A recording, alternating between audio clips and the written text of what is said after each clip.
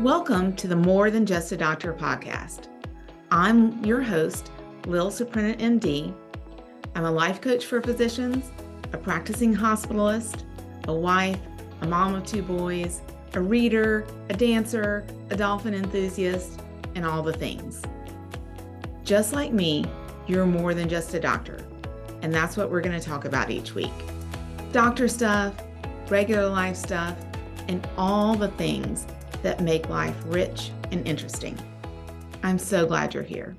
Let's get started. Hello, friends. My name is Lil Suprenant. I'm your host of the More Than Just a Doctor podcast. And today I have another short and sweet episode for you where I want to share a concept that I hope you'll find useful. I call it the bag of worry. So I'm pretty sure that my husband coined this term, or at least in our family. So a bag of worry is an idea I use. I literally think of it as a physical bag, like an old leather satchel. But a bag of worry is when someone calls you or comes up to you, and this is whether this can be patient related, but this happens in our regular lives all the time. When someone calls you with a worry, a concern, usually it's couched in a question, but typically the question that has no satisfying answer. So where this came up for us originally was in dealings with a family member with a family, very difficult problem that essentially not solvable. And these types of things come up in all the families, someone's not doing well, their home situation's not great anymore, but don't quite qualify for assisted living or SNF, or don't want to go. They want to, fall and break their hip at home or whatever. There are all kinds of difficult situations. And the example is, say, a family member will call with basically what are we going to do about this? At the point where it's kind of already been discussed or there is no answer. And one time this happened and I said, why are they calling and sort of bringing this up again? And my husband's like, oh, you just want to hand the bag of worry off to somebody. And I thought that was such a brilliant way of looking at it. Basically, not taking it personally. That's the theme of this podcast. But basically, you can understand that oftentimes people will come to us with worries. They don't necessarily want us to solve it or think that we can solve it, although, of course, they wish we could. But a lot of times people know that, difficult things have no answer, but they want to transfer that emotion of worry. They want to hand over that leather satchel, the bag of worry, to somebody else. So the reason I think this is helpful to think about as a separate concept is I think a lot of times if we just recognize that someone is trying to transfer a bag of worry, it puts me anyway into a much more clean space of making a decision of how to handle the situation.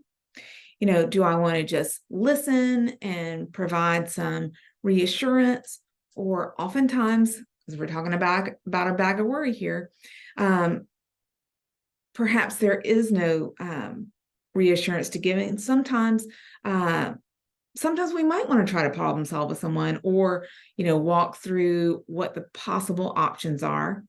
None of them are great, but not accept the responsibility for the decision making, not accept the worry onto us if it's not our worry to have, our business. So this comes up a lot of times, I think, in clinical practice with calling patients back. The question, the reason for the call can be sort of not really clear or something that we've already been through. And when you get on the phone, a lot of times it's just the bag of worry. Want to transfer that bag of worry. And so again, I think just recognizing a bag of worry, deciding what you want to do with it, makes moving through this a little bit easier and allows you not to take on the emotions of the other person. Like you're naming this thing to yourself. You don't have to tell them that you see their bag of worry and you are not taking the bag of worry. Thank you very much. But it just helps us stay in our business, not take someone else's worries and trouble when really it's just the emotion that they're trying to solve for. Sometimes, what we can do if we're willing is listen, which is a lot of times what people want. And sometimes, we have to tell people, like, I don't have a fix for that. Like, that is a really hard problem. And I don't have a fix for that. I don't know a fix for that. Instead of, I really dislike false reassurance, like, oh, everything's going to be fine. When, yeah, a lot of times it's not. Or something will work out when it's not. So I don't like bullshit, basically. But I do, you can consciously listen to the bag of worry and sometimes tell people you don't have a fix for it. So basically, my point is seeing the bag of worry, naming the bag of worry, and then just consciously not accepting the bag of worry. And again, I'm not talking about not helping people with problems when it's in your lane, when you're the person who needs to try to fix a problem if it can be fixed. I'm talking about the emotional bag of worry, that attempt to transfer worry onto you. Don't take it. I will tell you though, like, so of course, like, I'm human too. If you're a listener of this podcast, you're human, unless you're some robot, doubtful. And you have bags of worry that you try to transfer to people. So here's where it comes up, I think, in medical practice sometimes. I was thinking about this before the recording. So one context is sometimes consults to our specialists. Sometimes those are bags of worry that we are trying to share our bag of worry. And if you're a doctor in the hospital, you know what I mean. Like when there's not a specific fix or something specific the consultant can add, but sometimes we just want to transfer our worry, make us feel like all hands are on deck. Curbside consults can be transfer of a bag of worry. I did this myself. I did have a medical question. I called a very good friend, a brilliant doctor, to ask for advice on a patient I was really worried about. And I got the, advice on what medications, and it did change my management. So it really was a medical question. But after I hung up, I felt so relieved. I recognized, I was like, oh, part of that was bag of worry. And of course, this person, my friend, did not take the bag worry. This is a mature consultant, but like I recognize that I do it too. So our family members, our patients, the nurses often, want to transfer a bag of worry to us, and we do it too. Another place I think we do it as physicians, not all the time, but I was thinking, who gets bags of worry? The case managers. They're often in positions of being asked to solve unsolvable social problems. And most of the time, we know they're unsolvable. And they, if they've been doing it for long, they know they're unsolvable and they don't accept the bag of worry. But a lot of us try to transfer the bag of worry about like what this person's going to do at home, where we're going to put this person, who's going to, care for granddad or whatever.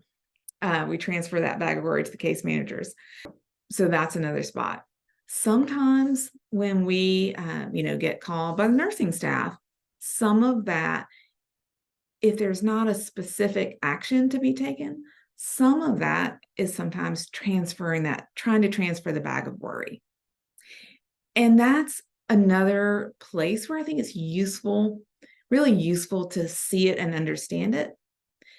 I think it makes me more open and compassionate, understanding that this person on the other side of the pager is really concerned and worried, yes, they don't have a specific ask of me, but I can be much more compassionate and clear about what it is we can and can't do. Like sometimes problems are not fixable, but in the context of knowing that they're holding a big bag of worry. So, bag of worry, I find it very useful. Maybe you will too. If not, perhaps make you chuckle a little bit. But that is what I have for you today. So think about when someone's trying to give you a bag of worry, or when you're trying to give someone else a bag of worry. All right, I'll see you next week. Bye. Thanks so much for joining me today. If you like this episode, you're going to love working with me directly. Sign up for email updates from me in the show notes. I'll send you a fun email every week called Friday Favorites. Everyone loves it. Or if you're ready to get started creating your rich and interesting life, book a free consultation with me to explore working together one-on-one. I can't wait to meet you. You'll find these links and other resources in the show notes. See you next week.